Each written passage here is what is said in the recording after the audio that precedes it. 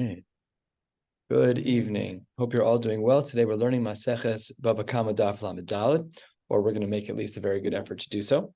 Please join with me. It's a hard blot. We're actually starting about 8 lines or so, second of the wide lines on Daf Lamed Gimel Lamed Beis. Yesterday, at the end of the day, we learned about a sugya of Pechas Nevela, the Pechas Shchita. We said that the Nizak, the person who was damaged, loses out on the value between the animal alive and the animal dead. So let's say alive, the animal is worth 100, dead, the animal is worth 20. The Nizak absorbs that loss.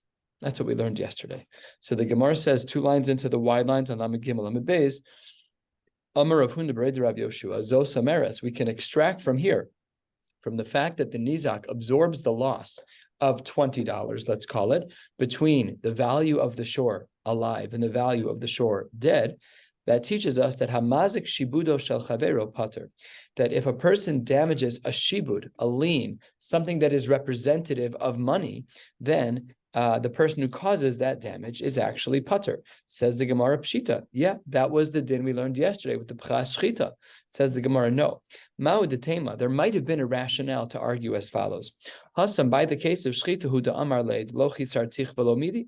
When it comes to the Shchita, whether or not your animal is alive or dead really isn't a difference. Why not?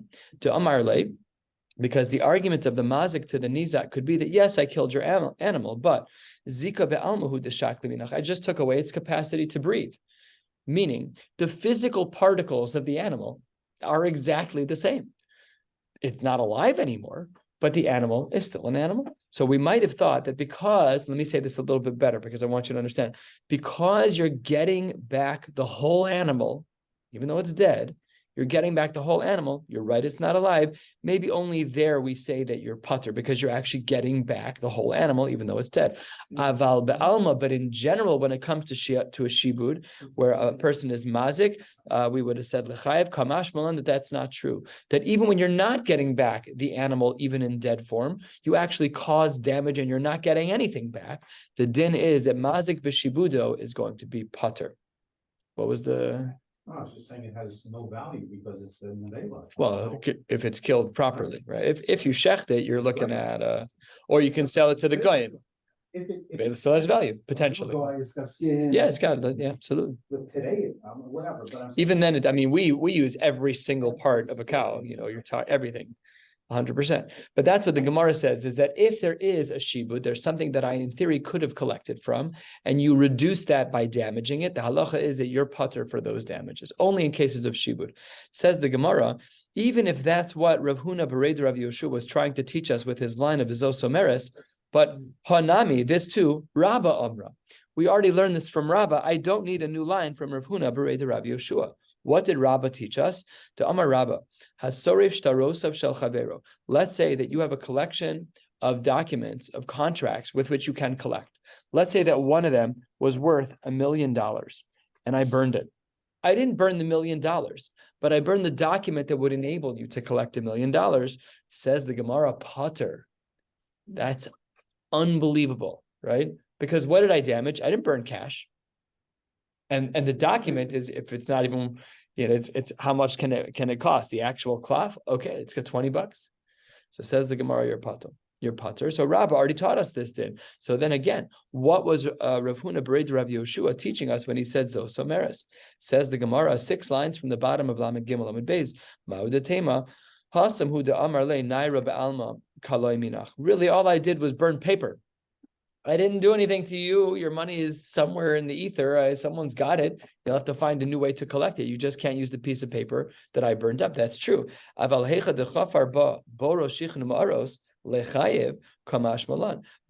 had it been that I didn't just ruin a piece of paper, but in fact, I actually caused damage to your actual property, kamash malan, I might have thought that you would have been chayev, kamash malan, that you're still going to be pater. That when you ruin a shibud, you're still going to be pater.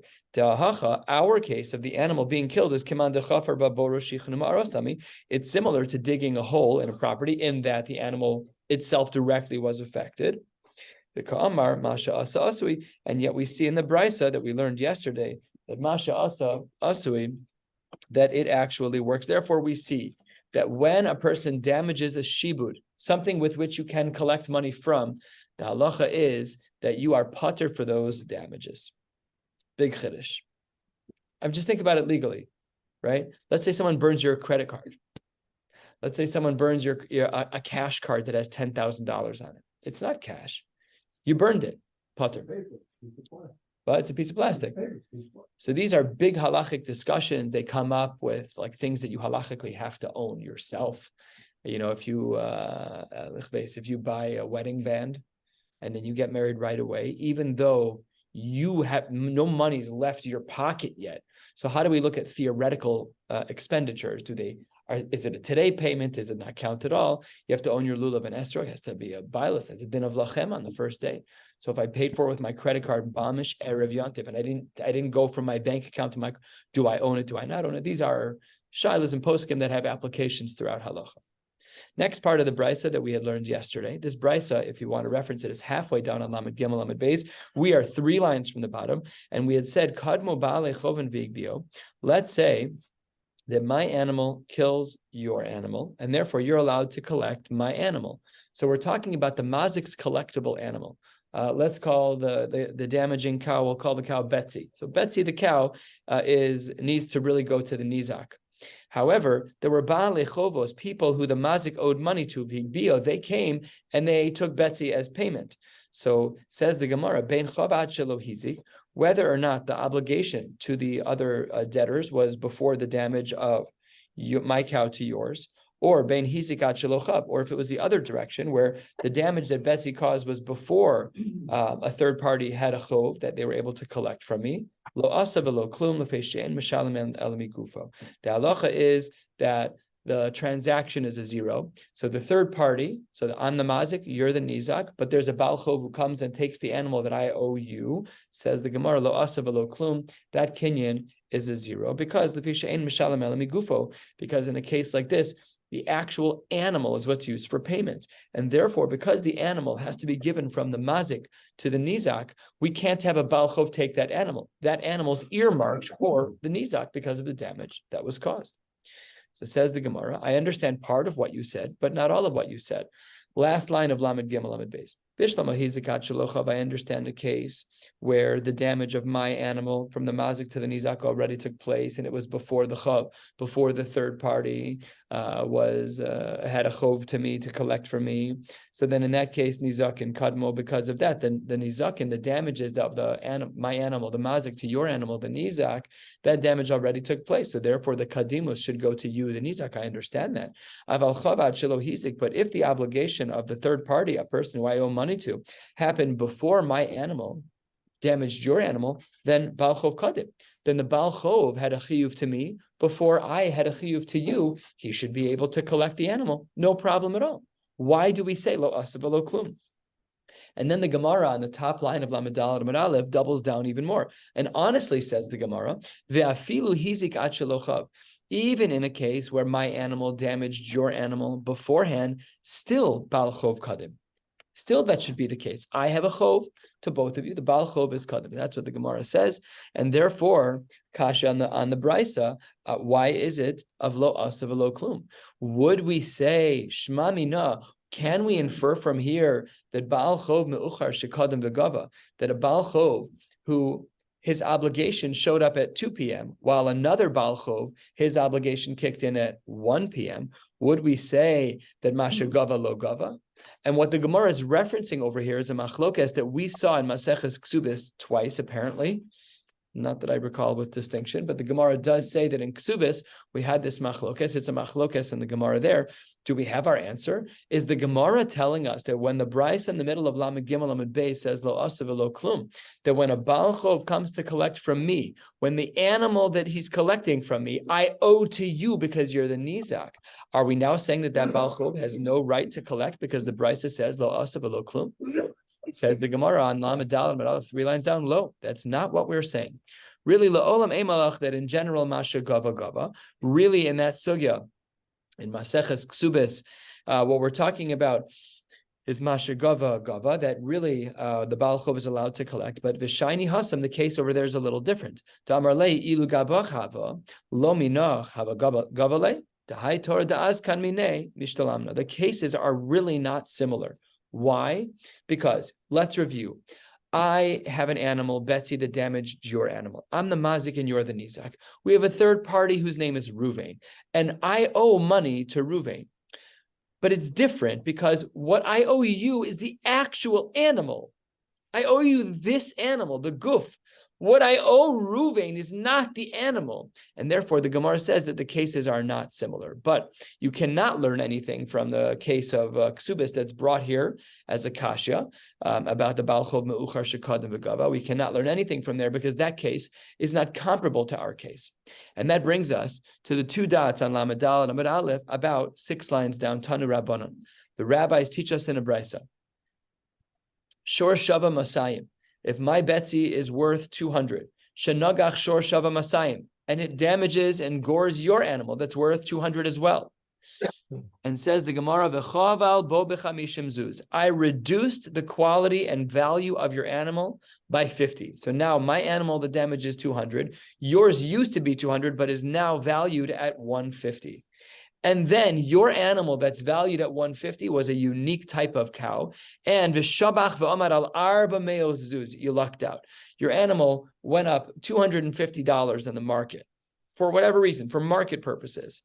She'el male hiziko, if not for the fact that I, the mazika, damaged your animal, it would have been even more. Hayomid al shmona meos zuz, and therefore no sein kishas hanezek, I still owe you money. Let's review. My animal is Betsy, and my animal damaged your animal. It dropped the value of your animal from 200 to 150. Your specific type of animal in the market kicks up, and now your animal is worth 400. What's my obligation as the mazik? I reduced your animal by $50. That was my damage. But your animal is now worth 400. If I look at your animal's market value today, I don't owe you anything because you didn't lose anything. But if I look at your market value of your animal on the day of the damage, then I owe you 50. So says the Gemara, where do we look at it? And the Gemara responds in the Brisa, no saying kishas hanezek. We look at it at minute number 1 of the damage. At minute number 1, the animal dropped $50. A week later, it bumped up to 400, but that's irrelevant. The damage that I caused, I owe you money for, and therefore I caused 50 in damage. This is a case of Tom. Chatzi nezek, I owe you $25. That's the case that we're discussing over there. Says the Gemara, let's say, again, I damage your animal, and kachash, I damage your animal from 200, and then it drops to 150, and then the market on your animal drops, and now it's only worth 100. So which moment do we look at? Do we look at the moment of the damage, or do we look at the moment of ha'amada b'din? Says the Gemara, kishas ha'amada b'din. This is not good. Because if I have to look at this b'shas ha'amada b'din, and your animal lowered in market value, so now the damage that I've caused you is greater. B'shas ma'isa, I caused 50 in damage, but with the market drop, now there's 100 in damage. Your animal's only worth 100, and if I owe you chatzi nezek, because we're looking at ha'amada b'din, we're not looking at minute number 1. We're looking when the mazik is brought to bezdin, and my animal caused damage. At this moment, what does the nizak's animal look like? Oh, it's only worth 100. Phil was a part of that. 100 is the difference between what it started with and what it is. Chatzi nezek, I owe you $50. Shavach mazik. Let's say that my animal, remember the animal that I owe you, because I gored your animal, my animal gored your animal. If my animal goes up in cost, so then that's not fair. I don't have to give you my animal if it goes up in cost. If my animal, when it damaged you, was only 200, and now my animal bumped up to 800, I don't have to give you my animal. That's not fair just because the market went up. No sin lo kishas hanezek. I only have to pay you b'shas nezek. What happened in minute number 1? In minute number 1, my animal was only worth 200. Fine, I owe you 200, guilty as charged, no problem. But again, if my animal kicks up to 800, I don't have to give you an $800 animal for $200 worth of damage that I caused. Kachash, what if my animal, I'm the mazik, my animal lowers in cost? Then if my animal goes down, then kishas ha'amada b'din, then we make a cheshbon here as well. How much do I owe you? I might be shortchanging you because b'shas ha'amada b'din, I was 200, I killed your animal, I really should be paying you migufo, but my animal, which was 200, is now 100. I have to add another 100 to my now $100 valued cow in order to even out. End of brisa. So the first part of the brisa speaks about the decrease and increase of the value of the nizak animal. And the second part of the brisa speaks about the decrease and increase of the mazik's animal. And now let's analyze. We're 12 lines down or so on Lamed and Aleph. Let's continue in the Gemara. Omar Mar. Shavach mazik, this is the seifa, that if my animal, Betsy, after it damages your animal, I started with my animal being valued at $200, now it's worth $800, says the Gemara, no saying kishas hanezek, I only have to pay you the value of my animal when the damage took place.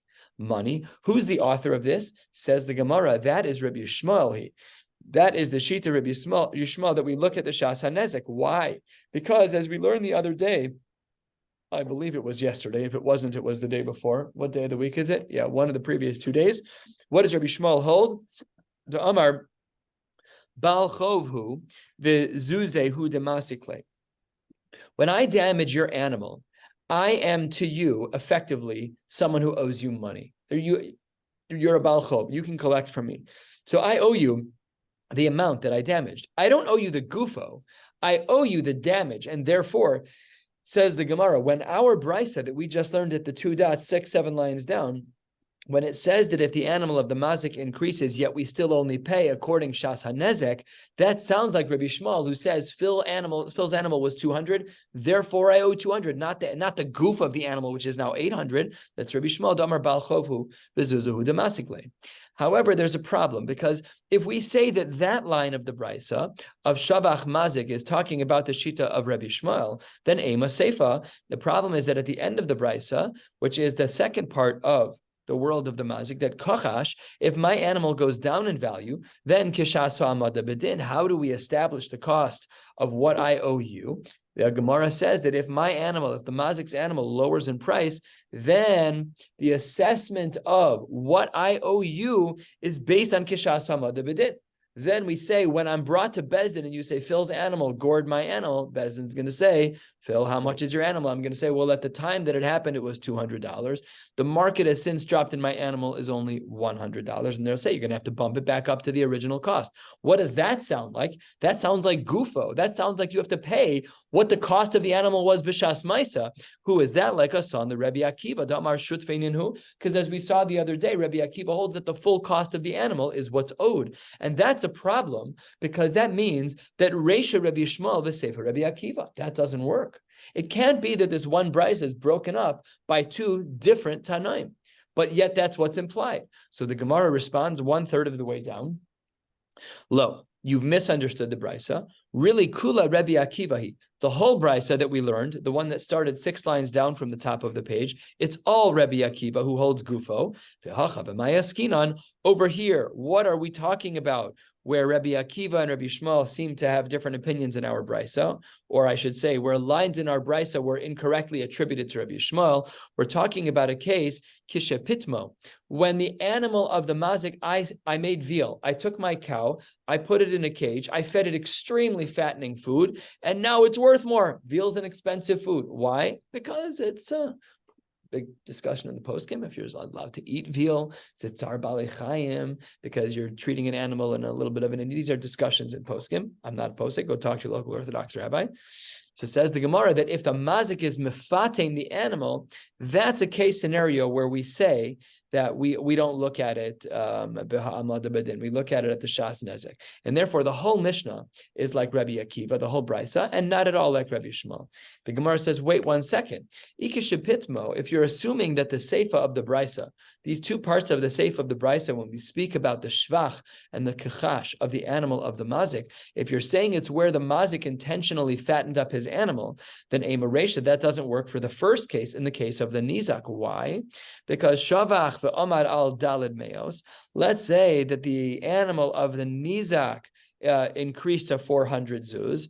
So then says the Gemara, dalid meos zuz, then no sein lo kishas hanezek, it gets paid according to the moment of the nezek and ikeshepitmo. But if the reason why that animal moved up to 400 zuz is because the Nizak was mefatem the animal, he fattened the animal, tzricha lemeimar, pashut, that if the Nizak increased the value of his animal, obviously that's not on the mazik to pay that. That makes no sense. The Nizak did that himself. So says the Gemara, you're right. Amar Rav Papa, a sophisticated, complex answer. Amar Rav Papa, Resha, in the first half of the brisa that we started with 6 lines down, where we're discussing the animal of the nizak, mishkachas la, the din over there would apply bein pitma ptume, whether or not you're fattening your animal, bein deshavcha memela, or whether or not the animal increased in its value just because of stam market values, even if you weren't trying to fatten your animal. And the itzrich la'ashmu'inan, the chiddush of the Resha of our Mishnah, when we speak about the nizak's animal, is to teach us that even if the animal improves automatically, even if the animal's cost goes up simply because the market went up for that kind of an animal, still no sein lo kishas nezek. I, the mazik, only have to pay you at the assessed rate at the time of the damage. Seifa, however, the second half of the brisa, which focuses in on the mazik, lo mishkachas la ela kishapitmo. The only way to understand that seifa is kishapitmo, and therefore that is how we understand the brisa. The Resha is talking about the nizak, and we're talking about a chiddush case of where it's even deshavcha memela, even if the costs go up on their own, we would still say that it's shas nezek. The seifa is talking about kishapitmo, and therefore there's no stira between the Resha and the seifa. And now our Mishnah, the brisa, it can be fully understood according to Rabbi Akiva. We are good to go. And says the Gemara halfway down, we're getting close to the next Mishnah, is that kachash b'shas kishas ha'amada b'din. We had said in our Mishnah in regards to the Resha, in regards to the nizak, that if the value of the nizak's animal drops, then we follow ha'amada b'din. So it says the Gemara, kachash machmas mai. Why did this animal go down in cost? The animal of the nizak. Why did that happen? Ilema, says the Gemara, the kachsha machmas malacha. If I, the nizak, am using the malacha, using this animal that you gored, it's damaged, and I keep working the animal, maybe too much, and therefore it lowered its quality, it's not healthy anymore. Lema le, the mazik can say, at michachasht, the ana yehivna. That's not fair. You worked your animal down to the bone. That's not my problem. So therefore, that can't be the case. So what does our brisa mean when it says kachash, that the animal of the nizak lowered in its value? It must be, says the Gemara, Amar Rav Ashi, the kachash machmas maka. No, the reason why my animal is continually degrading is because it can't heal from the injury that your animal gave my animal, and that's why you're on the hook. Damar le karna de torcha kibirabe. The horn of your animal is stuck in the side of my animal. You want to know why my animal is not doing well? Because your animal gored my animal. It didn't lower in market value because I worked it to the bone. It lowered in market value because it's depreciating due to the injury you caused. So that was the case in the brisa, where kachash, where the animal of the nizak lowered in its value between the time of the injury and the time of ha'amada b'din. We therefore say, it must be that the reason why that animal was kachash was because of the injuries caused by the animal of the mazik. That brings us to a new Mishnah. This Mishnah and up until the next Mishnah, we're going to be discussing similar cases to what we just saw in the brisa.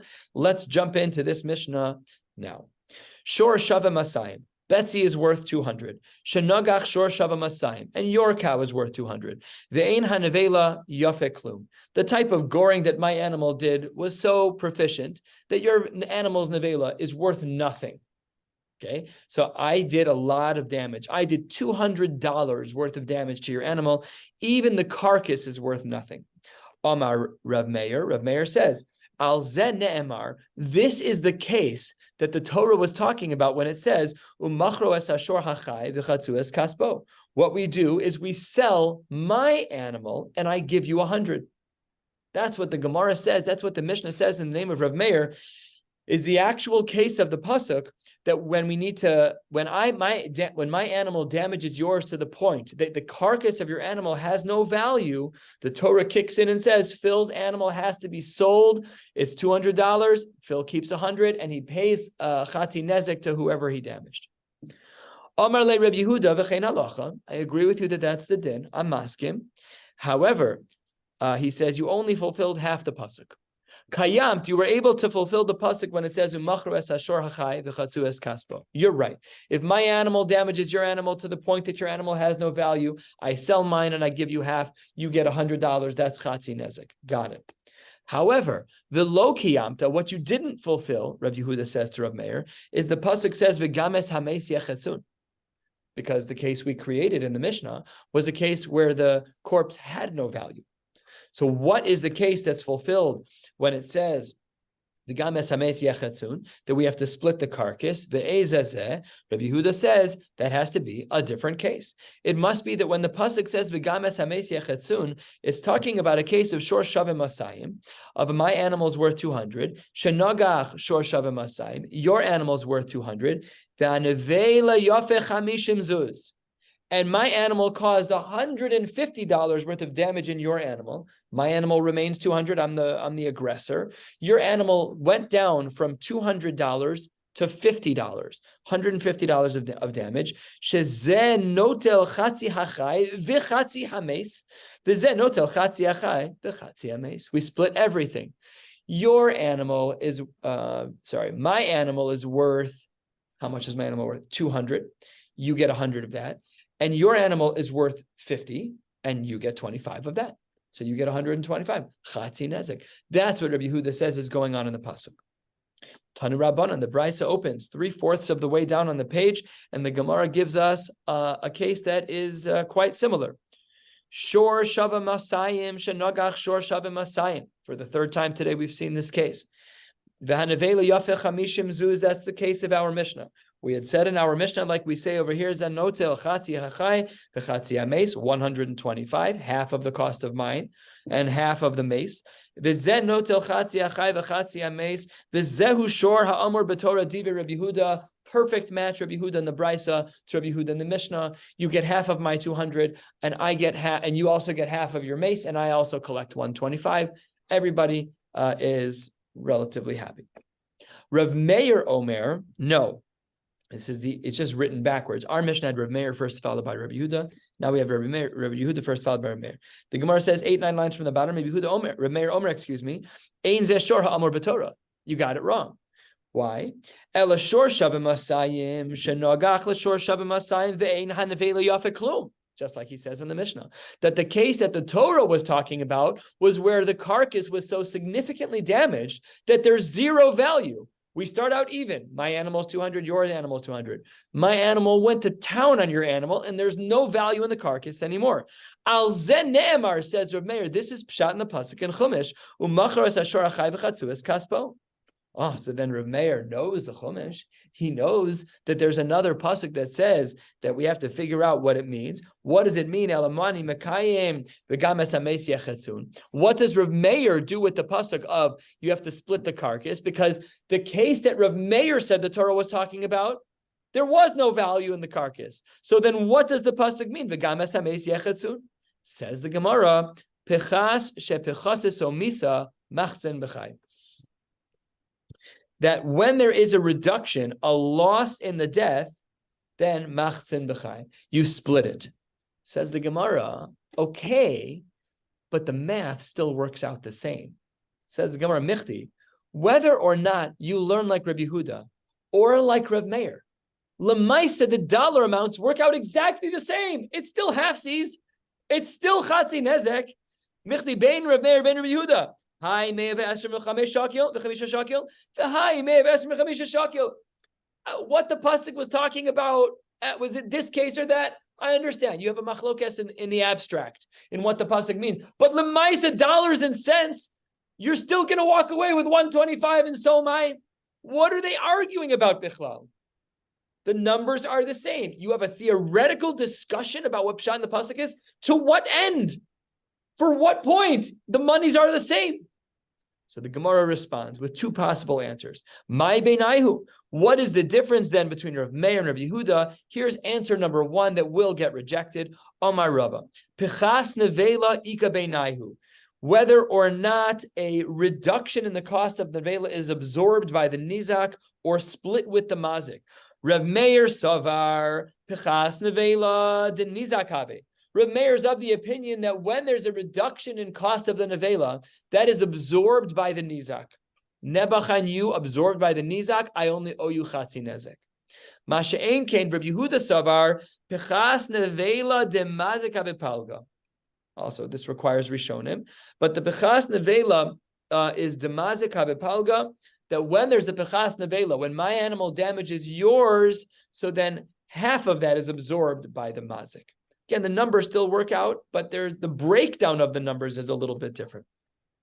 Amar le Abaye, this cannot be. It can't be that the mazik is going to be the way that he is, we're going to be very strict on him, that he has to absorb half of the cost of the damages of the nizak's animal. Why? Because I'm going to say the question outside first. If it's true that the nizak absorbs half of the cost of if it's true that the mazik absorbs half of the cost of the nizak's animal in this case, that means that in the case of an animal that's a tam, we're more strict on the mazik than we are in a case of a muad. And the Gemara, of course, that makes no sense. Tam, the mazik had less of a reason to do shmira. The animal was fine. Says the Gemara, let's read it inside. Matzinu, the Rebbe Yehuda, turning to the top of Lamed Daled and Amud Beis, we're going to be heading to the Mishnah, which is about 3/4 of the way down, hopefully by 9:30. I'm laughing inside too. It's not happening. So says the Gemara, what's the kasha that we have over here? According to Rava's answer of my Beinahu, if you say that according to Rebbe Yehuda, that the mazik absorbs half of the loss of the cost of the nizak's animal, then tam chamor mimuad. Then we're more strict with the mazik, seeming mathematically, dollars and cents, we're more strict with the mazik when his animal is a tam than when his animal is a muad. And if you want to say that this is true, and there's a source for this, kiditnan, and we're not going to go into this sugya for the sake of brevity. Rabbi Yehuda Omer tam chayiv umuad pater. There are cases like this in Shas. This is a case that we're going to learn in about 10 days or so. Please God, says the Gemara, there are cases of precedent. Even if you want to say that's true, Amar dishamas le Rabbi Yehuda le'inyan shmira. When is that true? That's in regards to the need for shmira. Maybe there are oddball scenarios where the tam has to be more shamur than the muad. But financially, because by shmira we have psukim and chumash. However, le'inyan tashlumin, when it comes to tashlumin, mishamasle, is there any mari makom that when it comes to the dollars and cents that I owe you, the nizak, that I'm more makbid on the mazik with a tam than with a muad? Makes no sense. Can't be. So therefore, Rava's answer is very difficult. After all, V'hatanya, Rabbi Yehuda Omer, Yachol shor shavem mana shenagach shor shavem chamesh slaim. I was frustrated that the Gemara changed units here from zuzim to slaim. There are 4 zuz in a sela. So I'm going to talk in zuz terms. Says the Gemara, Rabbi Yehuda says something? I thought you said something. Oh yeah, okay. Yeah, it's not funny. Yeah, it's just confusing. Thank you. At my pain. Rabbi Yehuda Omer, Yachol shor shave mana shenagach shor shave chamesh slime. My animal is worth 100. Your animal is worth 5 slime times 4 is 20 zuz. V'anevela yafes sela. And the carcass is worth 4 zuz. My animal is 100. Your animal is 20. And my animal kills your animal. The carcass is worth 4 zuz. Says the Gemara, Ze notel chatzi hachai v'chatzi hameis, v'ze notel chatzi hachai v'chatzi hameis. So in such a case, says the Gemara, what ends up happening in a case like this? When there is a splitting, what are they splitting? They're splitting my animal, which is alive, half of that is 50, and they're splitting the carcass, which is 4, so half is 2, 52. What? Went from 20 to 4. Correct, but we're splitting the 4. Yeah. So then that means that you get 52. You're the nizak. That's more than you paid. That was more than your animal cost. Your animal only cost 40. So the Gemara says, Amris v'chi muad l'mayotze. That doesn't even make sense. What was the whole point of establishing a muad over a tam? Was it to be mekil or to be machmir? Lahachmir alav or lahakil alav? Why? The tam case, the nizak walks away with more dollars than his whole animal was worth in the Givaldik. Go kill my animal every day of the week. No problem. I'll walk away with some extra cash in pocket. Have Omer lahachmer pashut that the case of the muad should be more machmir. Why is it working out this way? Muad enu meshalem elamashahizik, and in the case of a muad, I only have to pay what I actually damaged. Why here am I paying 52? It doesn't make any sense. I should only be paying 40. Tam hakal lokol shekain. The math just Pasha doesn't make sense. We can't have it be that Rav is right with his nafkamina in regards to Rav Meir and Rabbi Yehuda. Therefore, a quarter of the way down, the Gemara pivots and turns to another answer. Ela Amar Rabbi Yochanan. Let's try again. What was our question? We said Rav Meir and Rabbi Yehuda mathematically end up splitting evenly, 125, 125, based on the case of our Mishnah. And if that's true, what was this mental gymnastics that we had in our Mishnah as to who holds what the pasuk does? Who cares what the pasuk does? The math is the same. So now we have our second answer, a quarter of the way down. The Gemara says, we're not talking about what we said on the bottom of the previous page, where the nafkamina was the pchas nevela, the lowering of the cost of the nevela, but rather we're talking about, says Rav Yochanan, the shvach nevela, when the animal increases. The mar savar, that if the nizak animal increases over the course of time between the shas hanezek and the shas ha'amad b'din, so then the nizak have, the profits go to the nizak, his animal, his improvement. Umar savar palga, and according to some, what do we say? No, it doesn't go to the nizak. We split it between the mazik and the nizak. This, in fact, was something that Rabbi Yehuda had discussed.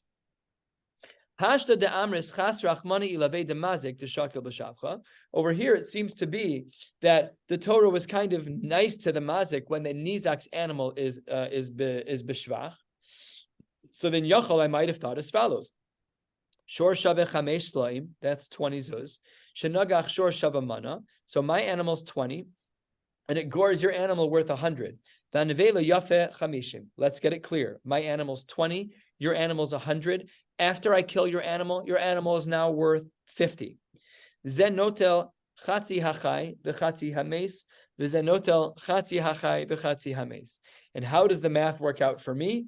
I'm the mazik. My animal was only 20, and I get I 10 plus 25 is 35, because your animal was worth 50. So I get half of your animal that I damaged, or I should say, or we split it. Everything is split even. So you get chatzi nizak of your animal. You get to keep 25, and you get 10 of mine, because half of my 20 is 10. That's 35. So what's the problem? The problem is that I'm the mazik, and I just profited from killing your animal. So says the Gemara, Amris, what's the case? That when would we ever say such a case? Heichan matzinu mazik niskar shezen niskar. There are scenarios when you really are militant about chatzi nezek, it works out the wrong way. So this is a great idea. You take your dog that is a horrible breed of a dog, and you make it attack on a dog that's very expensive, even whose carcass is wonderfully expensive. Great business model until it becomes a muad. You got to change out your dogs. But there, the Gemara seems to say that's not fair. So Rabbi Yehuda doesn't like that. So says the Gemara, not only do we not like it because of that, but ve'omer, we also have a pasuk of shalem yishalem, bailim mishalmin, ve'ein bailim notlim. I should not be taking money beyond the cost of my animal. This should be hard for me. It shouldn't be a victory. Says the Gemara, why does Rabbi Yehuda need 2 Mari Makomos? My ve'omer. We're just about halfway down on Lamed Daled Amud Beis. Well, maybe we will get there close to 9:30. The Gemara says, but here's why we needed to have both Mari Makomos. Because there was a scenario where I might have thought that the mazik was allowed to benefit beyond what he actually damaged. V'chitei mahani mili, that the only time we say that the mazik cannot collect more than he should have was heicha de'ika pseidel nizak. Maybe that's only true when the nizak is losing out, and then the world is just unfair. The nizak didn't even get back what he lost, and I am making money on his loss. That's crazy town. So that's not fair. But aval, halfway down, heicha de'leika pseidel nizak, where the nizak isn't losing out money, he gets back what is even to him. He gets back the cost of his animal.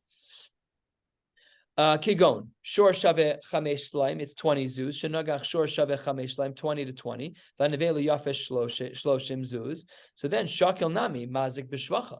Perhaps in a case where the nizak is profiting, then it's also okay for the mazik to be profiting. Says the Gemara, that's why we need the pasuk. Ve'omer shalem yeshalem bailim yeshalmim ve'ein bailim notlin. The Gemara says, here we are militant. The mazik is not allowed to profit off of the damage that he causes, and that is what we are talking about between Rav Meir and Rav Yehuda. The nafkamina is in regards to the case of not a pechas nevela, but a shvach nevela, where Rav Yehuda says we have to be careful that the upper limit for the mazik is that he cannot profit. Amar le Rav Acha bar Tachlifa the Rava. Im kain, if this is true, that we split animals that are dead and alive, your dead animal and my live animal, if Rabbi Yehuda agrees to that, then matzinu Rabbi Yehuda, then it's easy to create a scenario according to Rabbi Yehuda where tam mishalem yoser mechatzi nezek, that with an animal that's a tam, then payments are more than chatzi nezek. We've already spoken about cases like this. How can that be? Ve'atorah amra umachar es ashor hachai v'chatzu es kaspo. You shouldn't be able to get more than half. Says the Gemara, you're right. This line is complicated. In short, what it means is that you're right. Rabbi Yehuda agrees that we cannot be paying out more than half, just like we learned above. And where does he learn this from? Minale. Where does Rabbi Yehuda learn that we have this upper limit of payout? Says the Gemara, mi v'games hames yechetzun. This pasuk teaches us that the mazik can never collect more than is due to him. Rabbi Yehuda already used this pasuk to teach me what? Lezen notel chatzi hachai v'chatzi hames, v'zen notel chatzi hachai v'chatzi hames. Because we already learned that as we saw earlier today. He used that to teach us that I take half of the cost. You take half of the cost of your animal, and I get half. You take half of the cost of my animal, and then I take a half. Says the Gemara. Well, im kain, then the pasuk could have been written differently. Nichtov krav v'es hames. My vigam, because of the extra word of Shema Mina, we learn two things. We learn that when things are unfair, we have an upper limit, and we also learn that we all take chatzi achai v'chatzi hames. Easy peasy. We're going to stop right here at the Mishnah, 3/4 of the way down to Lamed Dal and Beis. I have no idea what we're going to do tomorrow. I will get as far as we get, and I'll keep you posted tomorrow night as to what we're going to learn. We will be in the main base medrash tomorrow for Mishmar Le'artzenu. Wishing you all a beautiful night.